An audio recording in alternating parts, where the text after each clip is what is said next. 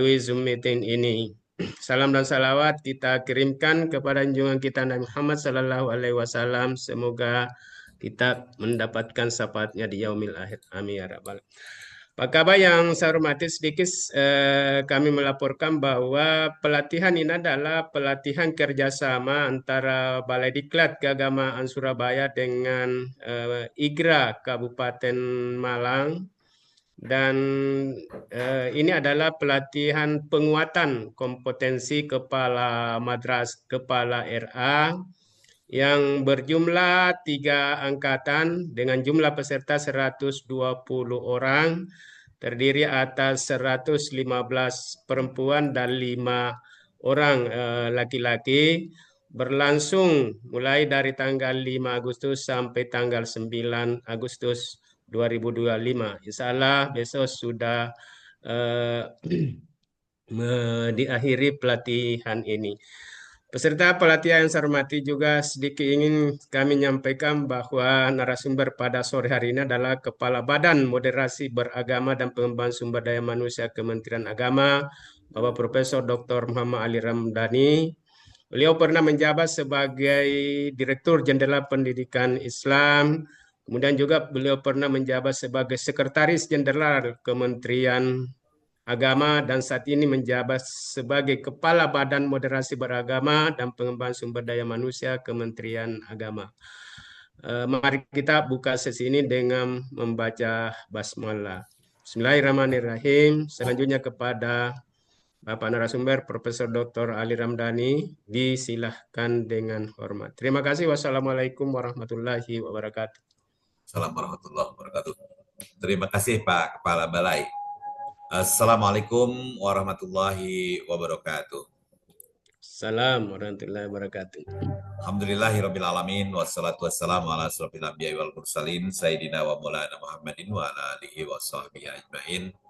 Yang kita muliakan, yang kita hormati bersama Kepala BDK Surabaya, sahabat saya Bapak Dr. Kiai Haji Jafar MPD, para wijaiswara, segenap panitia dan peserta pelatihan kepala madrasah,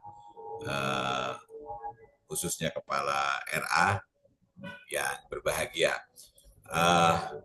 Mengawali segala sesuatunya tentu meniscayakan pada kita semua selaku insan yang beriman untuk senantiasa memanjatkan puji dan syukur kehadirat Ilahi Robbi, Ilahi Robbuna yang pada hari ini telah memperkenankan kita semua dapat bersilaturahmi, bermuajahah, walaupun melalui media daring, mudah-mudahan tidak mengurangi makna dari silaturahmi kita bersama.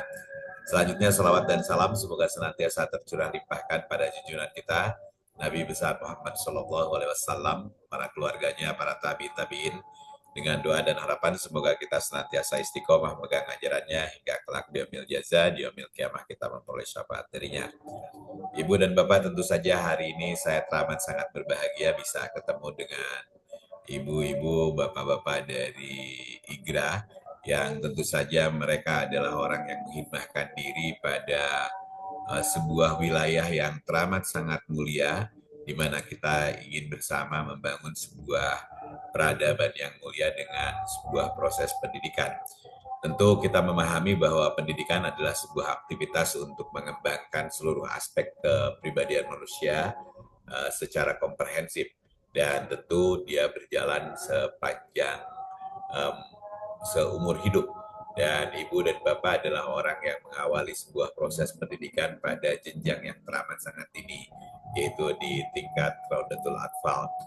Kita memahami bahwa pendidikan pada hakikatnya adalah pengembangan potensi atau menggerakkan kemampuan manusia yang dilakukan dengan menginjeksikan beberapa hal yang substantif, yaitu kita mencoba mengangkat dan mengungkit kemampuan yang elementer pada manusia, yaitu pada sisi pengetahuan, keterampilan yang bermuara juga pada pembangunan perilaku yang baik.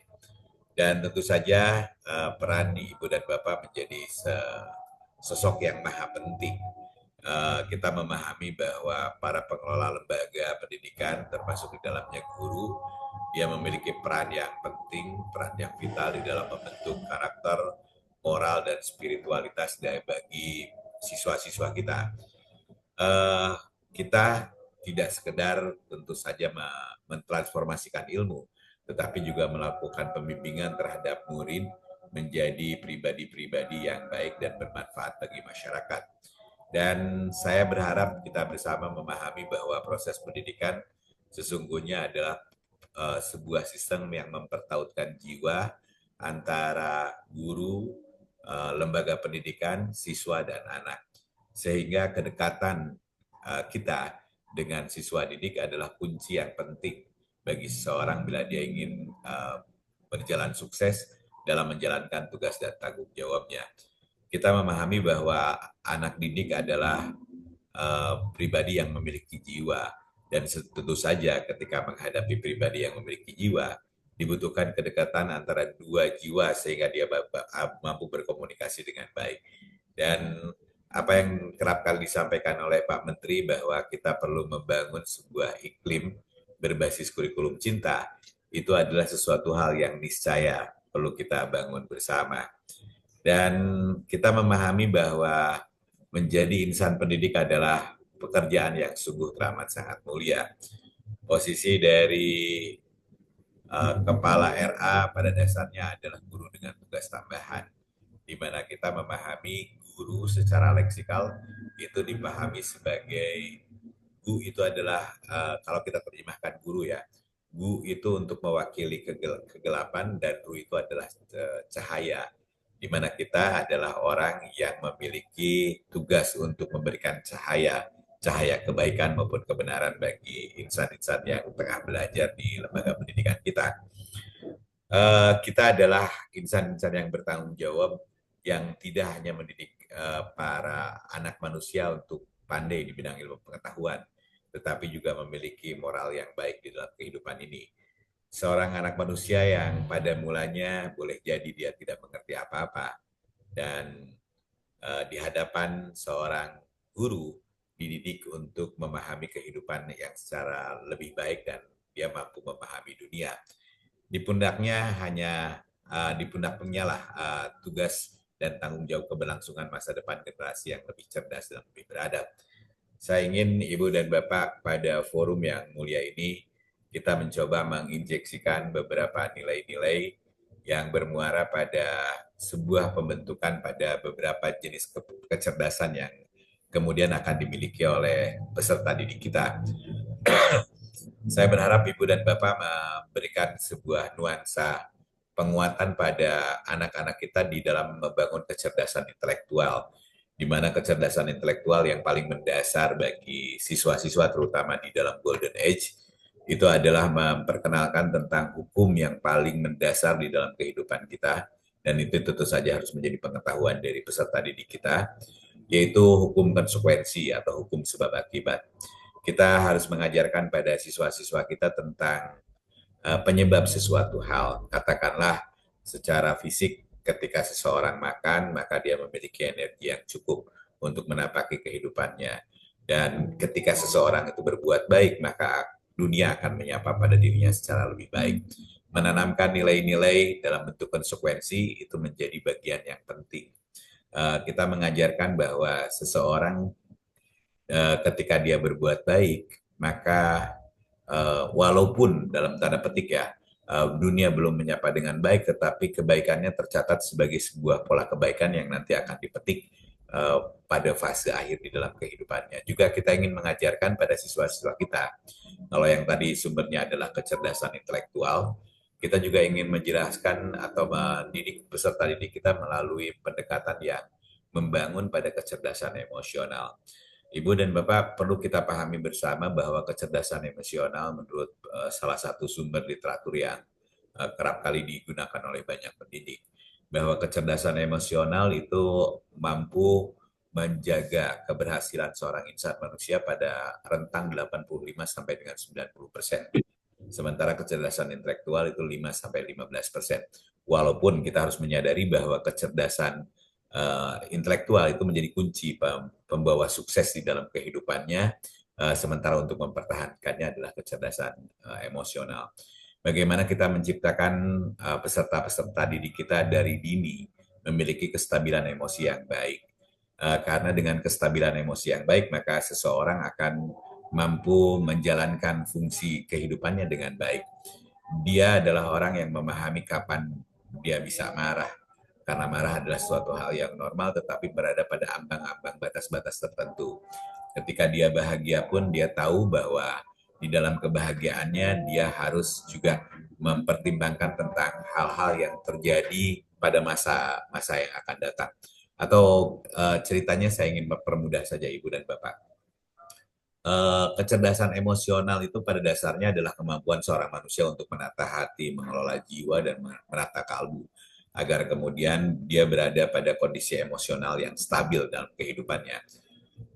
Saya tadi menyampaikan bahwa marah adalah sebuah relasi emosi, sebuah relasi ekspresi dari perilaku yang menurut saya normal-normal saja, sepanjang orang itu tahu alasannya kenapa dia marah. Jadi Ibu dan Bapak, aktivitas marah pada dasarnya adalah sebuah pola yang dilakukan oleh manusia, perilaku yang dilakukan oleh manusia ketika dia melihat sesuatu hal yang keluar dari koridor kehidupan, pelanggaran terhadap janji, pengingkaran terhadap aturan, atau penistaan terhadap etika, itu maka seseorang itu marah. Dan marah itu pada dasarnya adalah sebuah mekanisme kemanusiaan untuk menata agar orang lain berada pada posisi yang sesuai dengan koridor yang disepakati bersama, baik dalam bentuk janji, peraturan, maupun pedoman-pedoman yang lainnya. Tetapi kerap kali di dalam kehidupan ini telah terjadi sebuah tragedi-tragedi kemanusiaan. Orang yang tidak mampu menjaga emosinya secara baik itu kadang-kadang meluap-luap. Bahkan kita bisa melihat ada tragedi-tragedi kemanusiaan yang hanya akibat dari orang tidak mampu menangani kemarahannya. Ketika dia marah, dia tidak stabil. Ada orang yang saling bunuh-bunuhan karena persoalan tatap menatap mata. Dan ini tentu saja perlu diajarkan pada siswa kita bahwa marah adalah sesuatu hal yang normal, tetapi kapasitas kita untuk menjaga kemarahan itu perlu ditata dan diatur sedemikian rupa. Saya masih ingat ketika saya masih kecil dulu, kata guru saya bilangnya begini, ketika engkau marah, maka coba tenangkan diri dengan cara berwudu, kemudian melakukan sholat sunat mutlak 2 rakaat kalau waktunya memang memungkinkan. Sebab Ibu dan Bapak, kalau kita telusuri tentang marah, ibu saya, guru utama saya pernah menyampaikan bahwa jangan pernah kau mengambil keputusan ketika sedang marah, sebab setengah kecerdasanmu lagi hilang. Bahkan ketika bahagia pun, jangan pernah memberikan janji ketika engkau bahagia, sebab ketika engkau bahagia, maka engkau akan melepaskan janji yang terlalu berat, bahkan di luar kemampuanmu untuk melaksanakannya. Jadi Ibu dan Bapak, kecerdasan spiritual bukan sekedar dia mampu menjaga emosinya, tetapi di dalam konteks kebahagiaan pun dia harus jaga. Dan kita perlu mengingatkan pada peserta-peserta didik kita agar mengendalikan segala sesuatunya berada pada koridor-koridor yang stabil. Marah adalah sesuatu hal yang normal, kebahagiaan adalah sesuatu hal yang kita cari. Tetapi ketika dia bahagia, jangan dulu ambil keputusan. Sebab janji-janji seorang yang tengah bahagia biasanya melampaui kelebihan kemampuannya untuk mengimplementasikannya. Mana lagi kalau misalnya kita sempat belajar tentang pepatah Melayu yang menyebut sekali lancung ke ujian, seumur hidup tidak percaya.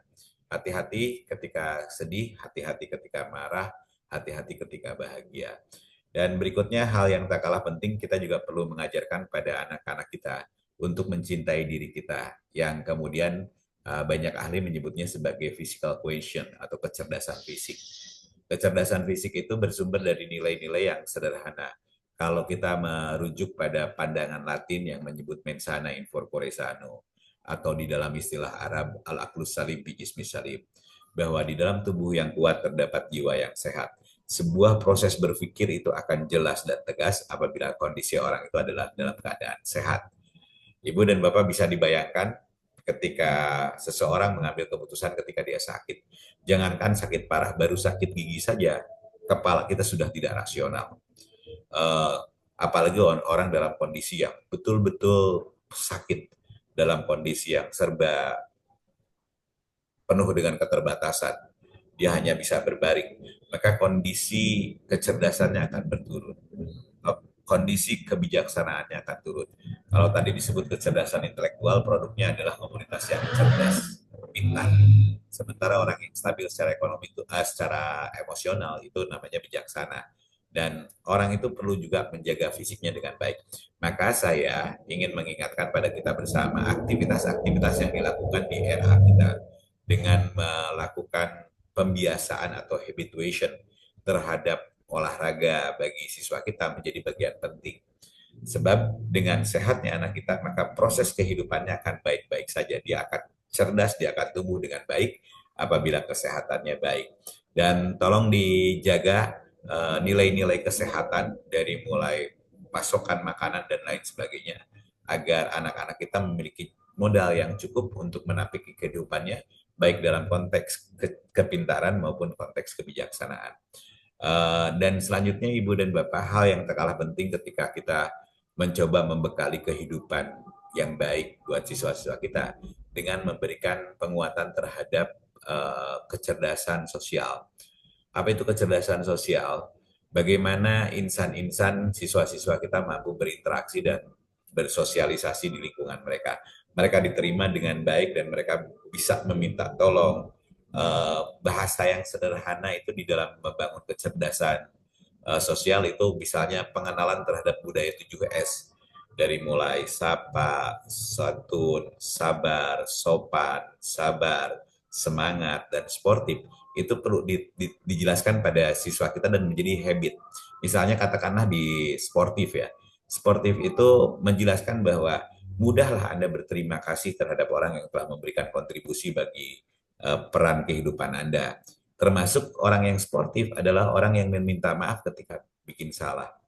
Jadi Ibu dan Bapak, saya berharap kita bersama sudah mengajarkan pada siswa kita bagaimana selalu memberikan senyum, selalu memberikan sapa. Kadang-kadang orang tua dari siswa-siswa kita, terutama di tingkat RA itu, permintaannya sederhana saja agar anak itu bahagia gitu aja, bahagia. Ekspresi dari bahagia itu tadi tentang bagaimana dia senyum, bagaimana dia sapa, bagaimana dia sabar dalam konteks tertentu, bagaimana kemudian dia selalu semangat ketika menjalani kehidupannya, dan termasuk di dalamnya adalah mengembangkan nilai-nilai sportif. Kalau ada pertanyaan mendasar kenapa sih manusia itu perlu dibangun kecerdasan sosialnya. Ibu dan Bapak, saya ingin mencoba kita menelisik pada fitrah manusia. Manusia itu pada dasarnya dibanding dengan makhluk lain, walaupun saya tidak fair ya membandingkan dengan makhluk yang lain karena tidak boleh ya.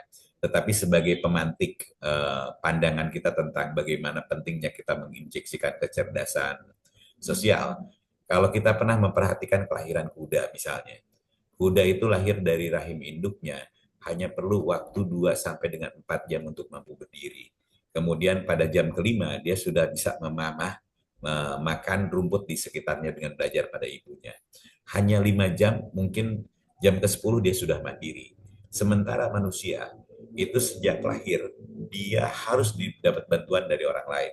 Untuk susu perlu dituntun sama ibunya atau orang-orang yang memang memiliki peran membantu dia. Untuk berjalan seorang manusia perlu waktu kurang lebih sekitar 1 tahun. Bahkan untuk mandiri itu perlu waktu 5-6 tahun dibantu oleh orang lain. Dan dalam konteks ini kita bisa memahami bahwa kemampuan manusia itu harus selalu ditopang oleh eksistensi dan kehadiran manusia lain. Dan eksistensi dari manusia lain itu akan mendorong pertumbuhan seseorang secara optimal apabila dia memiliki kecerdasan sosial yang baik. Kapan dia menggunakan diksi-diksi terbaik di dalam hidupnya. Jadi Ibu dan Bapak, kita harus mengajarkan pada anak kita bahwa bahasa memiliki rasa. Ketika dia tidak mampu menangkap rasa dari bahasa, maka boleh jadi kita tengah menciptakan insan-insan yang tidak memiliki kecerdasan sosial dengan baik. Termasuk di dalamnya adalah bagaimana kita membangun sebuah iklim keagamaan sejak dini.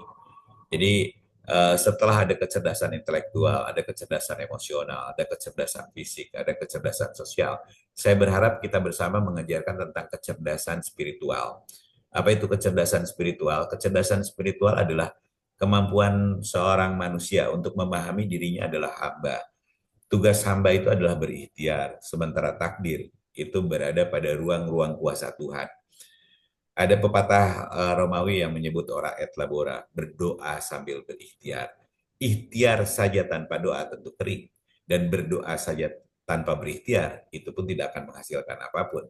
Seorang mahasiswa tingkat akhir selalu berdoa, ya Tuhan, ya Allah, ya Rob, segera selesaikan tuntaskan pendidikanku, sementara persyaratannya harus bikin skripsi dan dia tidak bikin itu. Ya kapan lulusnya? Memahami tentang peran manusia dan peran Tuhan. Ketika manusia diwajibkan untuk berikhtiar, dia diajarkan betul bahwa Anda adalah orang yang mengemban hukum sebab dan akibat yang diantarkan tentang proses berikhtiar, bahwa hasil akhir itu ada dimensi terakhir. Bagaimana menjelaskan syukur, sabar, qanaah, termasuk tawakal, itu menjadi bagian poros penting di dalam kita menghadirkan sebuah sistem pendidikan yang baik buat anak-anak kita pada tingkat Rodotul Atfal. Dan saya ingin menyampaikan bahwa kita memahami bahwa tanggung jawab kita teramat sangat berat, dan oleh karenanya memang izinkan saya memberikan apresiasi buat Ibu dan Bapak. Eh, Hanya orang-orang yang memiliki passion, hanya orang-orang yang terpilih dan berdedikasi tinggi terhadap dunia pendidikan yang bisa menjadi seperti Ibu dan Bapak. Saya tidak membayangkan kalau saya mengelola anak dengan berbagai dinamika sebanyak kelas yang Ibu dan Bapak kelola.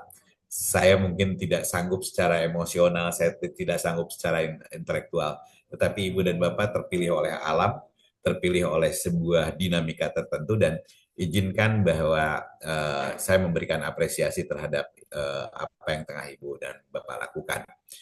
Dan saya hanya ingin menyampaikan saja setelah apresiasi yang saya berikan bahwa motivasi dan kecintaan seseorang untuk menjadi guru adalah dasar bagi seseorang akan sukses. Karena dasar bagi anak-anak itu ketika dia mencintai ibunya, maka lebih mudah dia menyerap berbagai didikan-didikan, berbagai ilmu-ilmu, termasuk contoh-contoh perilaku yang baik. Dan motivasi yang bersumber dari kecintaan ini, saya berharap agar senantiasa dijaga, agar kita tetap bersemangat menghadapi anak didik dalam dinamika apapun. Anak itu tidak pernah salah. Anak itu adalah insan yang diamanatkan pada kita semua untuk dibangun nilai-nilai intelektualnya. Jadi Ibu dan Bapak, kalau saya mengenang masa kecil saya dulu ketika di tingkat teman kanak-kanak belajar, tentu dengan berbagai kelemahan manusia yang belum dewasa, belum matang, terlalu banyak kesalahan-kesalahan yang tidak perlu. Dan kerap kali saya ketemu dengan guru-guru pengelola RA yang tidak pernah marah kecuali tersenyum. Dan senyuman kecintaan itulah yang harus kemudian dijaga oleh kita bersama. Dan saya percaya bahwa setiap nilai, setiap ilmu yang kita berikan itu akan menjadi pondasi yang kokoh bagi siswa kita ketika mereka menapaki kehidupan bermakna pada saat mereka menikmati kenyataan dan dari hidup. Jadi Ibu dan Bapak, izinkan pada momentum kali ini saya untuk mengingatkan kita kembali, termasuk saya karena saya pun adalah seorang pendidik kecuali tempatnya sedikit berbeda, bahwa hal yang perlu kita matangkan bersama adalah bagaimana kita membentuk kasih sayang terhadap siswa-siswa kita. Hubungan antara seorang guru dengan siswanya itu tentu kerap kali harus dimaknai sebagai hubungan antara anak dengan ibunya atau anak dengan ayahnya, anak dengan orang tuanya. Dan kemudian kita dilahirkan dengan berbagai metodologi pembelajaran, dan saya mengenal salah satu pendekatan yang paling efektif di masa-masa Golden Age, yaitu dengan cara taukid atau pengulangan-pengulangan. Maka saya berharap Ibu dan Bapak adalah orang yang senantiasa tetap semangat untuk senang memberikan nasihat-nasihat pada siswa-siswa kita. Termasuk di dalamnya juga senang memberikan peringatan-peringatan. Kalau berjalan doa dulu, masuk ke ruangan, pakai kaki kanan dulu. Semuanya diulang-ulang karena dengan cara begitu nilai-nilai itu akan tertancap secara kuat, tidak sekedar di kepala, tetapi dia membentuk sesuatu penghayatan yang baik. Saya berharap setiap proses pendidikan itu membentuk 3 behavior, 3 perilaku. Perilaku dari berpikir kita, perilaku dari hati kita dan perilaku ketika kita melakukan aktivitas tertentu. Atau di dalam ruang pendidikan orang selalu bilang behavior from head, behavior from heart, dan behavior from hand. Dan kita pun di samping memberikan peringatan juga memberikan larangan-larangan apa boleh dan tidak boleh. Apa konsekuensinya ketika seseorang melanggar sebuah aturan. Dan kemudian kita pun perlu bijak di dalam memilih bahan pelajaran yang sesuai dengan lingkungan dari murid-murid kita. Mengajarkan sesuatu hal yang di luar budaya kita, termasuk percontohan yang tidak ada di tempat kita, itu mungkin sedikit rumit. Sama halnya ketika kita menjelaskan bagi komunitas-komunitas tertentu yang tidak pernah ketemu dengan kereta api, menjelaskan kereta api itu rumit. Dan saya berharap kita bisa menarik berbagai proses pembelajaran yang mudah diingat oleh orang, anak-anak kita, dan juga mudah diambil pengalaman dari inderanya ketika dia memahami sesuatu. Dan kemudian kita juga mencoba mengajarkan pada siswa kita untuk mulai mengambil keputusan. Jadi mementingkan tentang proses berpikir. Kalau misalnya pada satu pagi ada baiknya kita mencoba mengajak pada siswa kita apakah kita makan dulu atau belajar dulu, yang sebetulnya jawabannya kita tahu sepanjang ada makanannya misalnya. Apa yang lebih baik kita lakukan, apakah makan dulu atau beraktivitas yang lain, biarkan dia berpikir untuk memahami tentang makna prioritas. Jadi biarkan anak kita juga mulai berpikir, tidak sekedar ditunjukkan tentang hal-hal yang menurut pandangan kita sudah baik. Tentu saya percaya bahwa ibu dan bapak akan mengambil keputusan yang baik, tetapi mengajar murid-murid kita untuk mulai berpikir itu adalah penting. Dan yang berikutnya yang tak kalah penting adalah perilaku adil. Ibu dan bapak, pendidikan yang terakhir itu yang sedikit ramai di tahun 2023 itu tentang pendidikan terdiferensiasi. Kita memahami bahwa bakat dari siswa itu beda-beda. Ada yang limbik bahasanya kuat, ada yang limbik matematikanya kuat, ada yang ingatannya kuat. Kita masing-masing adil memberikan perhatian pada setiap insan-insan pembelajar dan memberikan ruang bagi mereka untuk dapat berekspresi berdasarkan passionnya masing-masing tanpa ada satupun yang ketinggalan. Jadi bolehlah dia ahli melukis, tetapi keterampilan bahasanya juga harus bagus. Dan saya berharap kita bersama senantiasa menjadi insan-insan yang amanah, bahwa pekerjaan yang kita emban adalah sesuatu hal yang teramat sangat mulia, dan tentu kita harus tekun di dalam menjalankan aktivitas kita. Kerja cerdas, kerja tuntas, itu adalah bagian dari ikhtiar kita untuk menghidangkan sebuah proses pendidikan yang baik. Kemudian yang tak kalah penting, karena ibu dan bapak adalah teladan seperti apapun bagi anak-anak kita, maka saya mengajak untuk kita untuk senantiasa bersifat lemah lembut dan memiliki ekspresi kasih sayang yang baik buat anak-anak kita. Bisa ditunjukkan lewat perilaku, bisa ditunjukkan melalui bahasa, ataupun komunikasi-komunikasi verbal lainnya. Dan kemudian saya berharap kita senantiasa istiqomah, tetap istiqomah, bahwa apa yang tengah kita lakukan mudah-mudahan memberikan dampak yang baik bagi proses penyelenggaraan tumbuh dan berkembangnya bagi anak-anak kita, agar dia mampu memiliki kemampuan yang optimal di dalam menangkap berbagai makna dari kehidupan.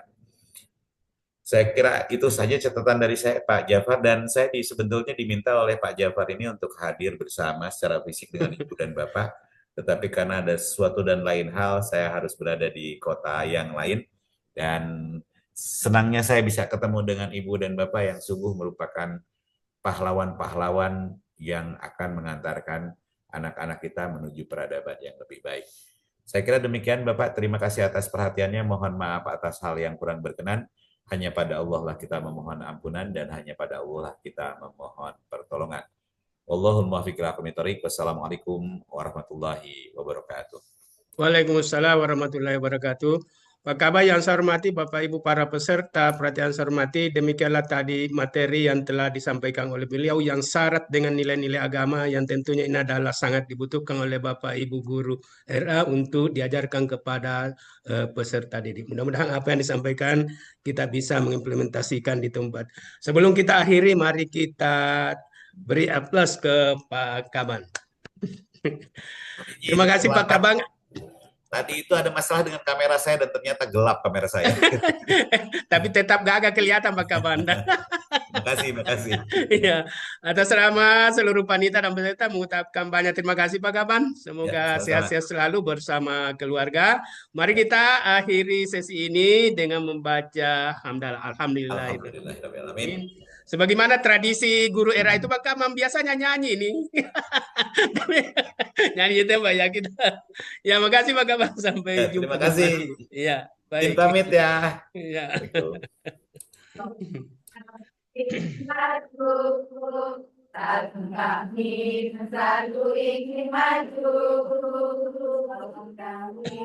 Satu ingin maju, Ya, makasih Bapak Ibu semuanya. Sampai jumpa di lain waktu dan lain kesempatan.